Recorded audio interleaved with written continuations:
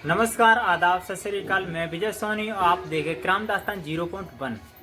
दोस्तों, अगर आपको हमारी ये वीडियो पसंद आए तो लाइक करें, सब्सक्राइब करें और ज़्यादा से ज़्यादा शेयर करें, जिससे आने वाला नोटिफिकेशन आपके पास सबसे पहले पहुँचे। जब निधि एसडीएम के पोस्ट पर होती हैं तो एक बार उसकी नज़र एक ठेले पर पड़ती है जिस पर छोले भटूरे लगे हुए थे। वो अपने ड्राइवर से बोलती हैं, इसको पैक करवा के लाइए और मुझे इन्हें खाना है। तो छोले भटूरे ड्राइवर पैक करवा के लाता है। तो छोले भटूरे खाने में बहुत अच्छे थे। जो एसडीएम निधि होती हैं वो छोले एक दिन नहीं, 2 दिन नहीं, वो हर रोज़ नाश्ते के रूप में लेती हैं। जो ठेला लगाए हुए था वो कोई और नहीं था, वो एसडीएम निधि का पति था, जिसकी तलाक 5 साल पहले हुई थी। तलाक क्यों हुई थी, कैसे हुई थी, क्या कारण थे, जानते हैं इस वीडियो में पूरा सच। आज के समय में कुछ लड़कियां देवी के रूप में होती हैं, जो एक तरह देवी माना जाता है। कुछ गलतियां होने के बावजूद भी अपने पति को माफ कर देती हैं, जिस प्रकार की निधि ने अंकित को किया था। अंकित के साथ यह मामला है उत्तर प्रदेश के बरेली का। मेरा नाम विजय और आप देख रहे हैं क्राइम दास्तान। यह मामला बरेली के पास एक कस्बे का है, जहां पर एक लड़का था जिसका नाम अंकित होता है, और वहां से करीब 20 किलोमीटर की दूरी पर रहने वाली लड़की जिसका नाम निधि पढ़ने में काफ़ी होशियार थी और सुंदर थी। निधि ये 4 बहनें थीं। सबसे छोटी बहन थी और 3 बहनों की शादी हो गई थी। भाई कोई था नहीं। निधि पढ़ने में होशियार और होनहार लड़की थी।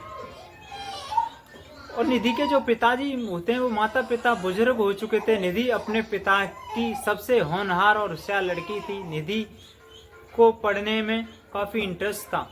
वह किसी बड़ी पोस्ट के लिए तैयारी कर रही थी, पर पिताजी की तबीयत लगातार बिगड़ती जा रही थी, यानी बुजुर्ग थे। पिताजी की तबीयत में कोई सुधार नहीं था और पिताजी निधि से कहते हैं, अपने जीते जी मैं चाहता हूं कि निधि की शादी कर जाऊं और बाकी जो पढ़ाई है अपनी ससुराल में करना। क्योंकि निधि के पिताजी जो होते हैं उसकी बड़ी 3 बहनों की शादी अब तक कर चुके थे और पिताजी की जो भी आर्थिक स्थिति थी वो काफ़ी बढ़िया नहीं थी, वो दयनीय थी। तब निधि कुछ बोल नहीं पाती है। तो निधि के जो पिताजी होते हैं वो लड़का देखने के लिए निकल जाते हैं इधर उधर। लड़का काफ़ी देखते हैं पर लड़का कोई पसंद नहीं आता। साथ ही पास के गांव में एक लड़का था जिसका नाम अंकित था। अंकित भी पढ़ने में सही था, लेकिन जिस हिसाब से उसको ज़मीन जायदाद थी वो उस हिसाब से पढ़ नहीं रहा था। अंकित के जो पिता होते हैं वो कहते हैं कि बेटे पढ़ाई के साथ साथ कुछ कर लेना चाहिए, कुछ करते रहिए, जिससे कि अगर नौकरी ना लगे तो अपने आप में सक्षम हो जाए, जिससे कि अपना जीवन यापन सही तरह। तो दोस्तों, निधि के पिताजी होते हैं, उन्हें काफ़ी ढूंढने के बावजूद भी उन्हें एक बिचौलिया के माध्यम से पता पड़ता है कि आपके पास ही के एक गांव में एक लड़का रहता है जो कि अकेला है और 2 अंधे यानी बुजुर्ग माता पिता हैं। तो वो उस बिचौलिया को लिवा के अंकित के घर चले जाते हैं। अंकित के पिता से नामा किसना होती है और बताते हैं कि मेरी लड़की पढ़ने में होशियार है, हुनरमंद है और मेरी सबसे लास्ट बिटिया है। मेरे से जो बनेगा मैं आपको वो सब दूंगा। तो वो लड़की का फोटो दे आते हैं और लड़के का ले आते हैं। जब चाय नाश्ता करने के बाद जब निधि के पिताजी अपने घर पर आते हैं तो बताते हैं कि निधि देखना ये लड़का कैसा रहता है। लड़की भी उस फोटो को देख के मना नहीं कर सकती, क्योंकि जो अंकित होता है वो देखने में सुंदर और स्मार्ट था। उसकी माँ भी कहती है कि यही लड़का ठीक है, हमने काफ़ी जगह देखा है। तो उनकी देखने के बाद वो पंडित के पास जाते हैं, उनकी तारीख निकलवा देते हैं और तारीख के बाद बावजूद भी उन्हें एक तय तारीख दे दी जाती है, फला तारीख को आपके घर बारात आएगी। जो लड़का पक्ष होता है वो तय तारीख पर निधि की घर बारात लेके आता है और धूमधाम से बारात चढ़ती है और 7 फेरे लेने के बावजूद अपने घर लौट आता है।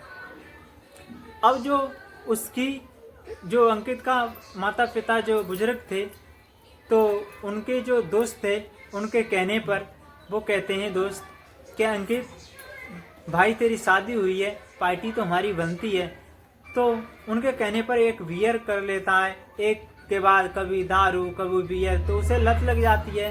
रात भर देरी से आता है तो निधि इसका विरोध करती है, तो निधि को मारा पीटा जाता है, जहाँ तक कि वो जमीन भी बेच देता है, फिर भी वो बाज नहीं आता। दोस्तों में इस कदर था कि उसके समझ में नहीं आता था। आज समाज में 4 सुधारने वाले होते हैं तो 8 बिगाड़ने वाले होते हैं। एक दोस्त की जिंदगी संवारने में भी दोस्त की भी एक खास अहमियत होती है। जब ये बात निधि अपने पिता को बताती है तो निधि के पिता जब अंकित के घर पहुंचते हैं तो कहते हैं, मैंने अपनी लड़की के शादी में क्या कुछ नहीं किया, मैंने यही दिन देखना था। तो निधि के जो पिताजी उसे ले जाते हैं तो निधि के पिताजी वहाँ पर मुकदमा दहेज प्रथा का डाल देते हैं, वो कोर्ट में चलता है। इधर दिन रात अंकित अपने ऐबों में पड़ता जा रहा है, जुआ शराब सट्टा गांजा इन सबों में लिप्त था। तो उसके साथ जो कुछ भी था, उसके माता पिता मर चुके थे, जो कुछ था उसका घर भी था वो भी उसने बेच दिया था। अब अंकित के पास सिवा पछताने के कुछ नहीं बचता है, तो अंकित अपना सिर पकड़ के बैठ जाता है, रोने लगता है पुरानी बातों को याद करके कि शायद अगर मैं इन दोस्तों की संगत में ना पड़ता तो शायद मेरे साथ ये सब नहीं होता। तो वो बरेली पहुंच जाता है, तो वहाँ पर ये छोले भटूरे की ढक्कन खोल लेता, वहीं पर देखने लगता है। तो वहाँ से एक दिन निधि जो होती है वहाँ निकल रही थी और निधि ने देखा कि मेरे पति शायद ये हो सकते हैं, पर उसे विश्वास नहीं होता है कि मेरे भला अंकित मेरे पति यथार्थ अंकित यहाँ आके ढकेल क्यों लगाएंगे। वो तो ये जीते जी नहीं कर सकते। तो अपने ड्राइवर से कहती है कि ड्राइवर साहब जाइए और इस छोले भटूरे के वाले से नाम और पता पूछ के आइए।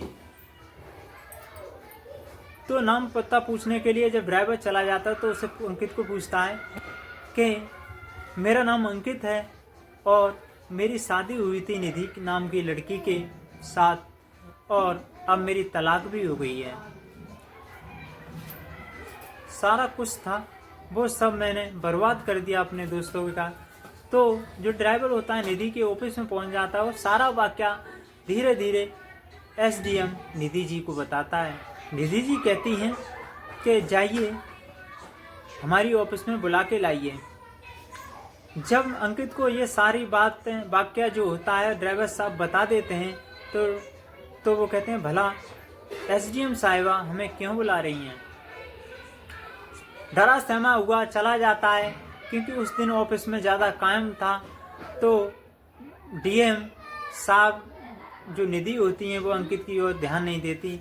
अंकित वापस कई घंटों के बावजूद फिर वो वापस अपनी रेडी पर निकल आता है, वापस आ जाता है। फिर अगले दिन फिर बुलाया जाता है, वो चला जाता है और उसे एंट्री मिल जाती है। जब निधि जी बोलती हैं कहिए क्या हाल है, तो वो अपने किए हुए कर्मों पर पछताने लगता है, रोने लगता है।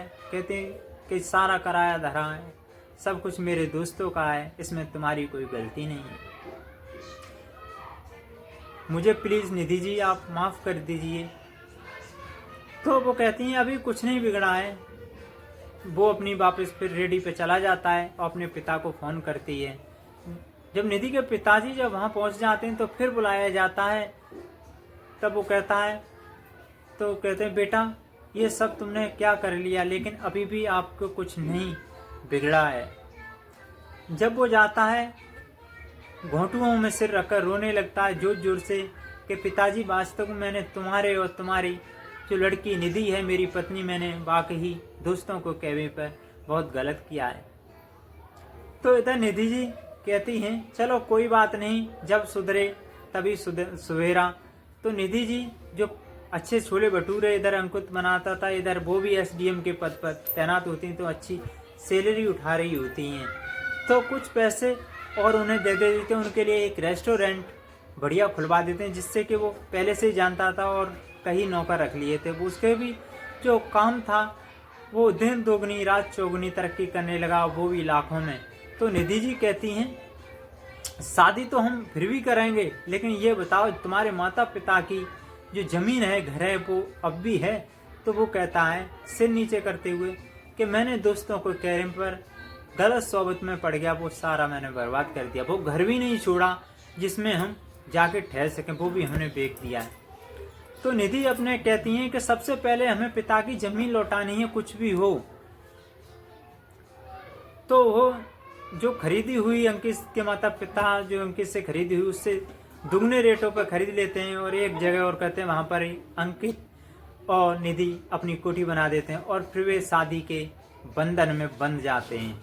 निधि जब पहली बार शादी करके अर्थात बंधन में बंध के जाती हैं तो माँ का कुछ माहौल होता है। तो आज कहते हैं कि आज के ज़माने में अगर लड़का कितनी भी गलती कर देता है तो उन्हें आज देवी तुल्य लड़कियां माफ़ कर देती हैं, पिघल जाती। ऐसे ही सब कुछ किया था अंकित के साथ। दोस्तों ये वीडियो आपको कैसे लगी?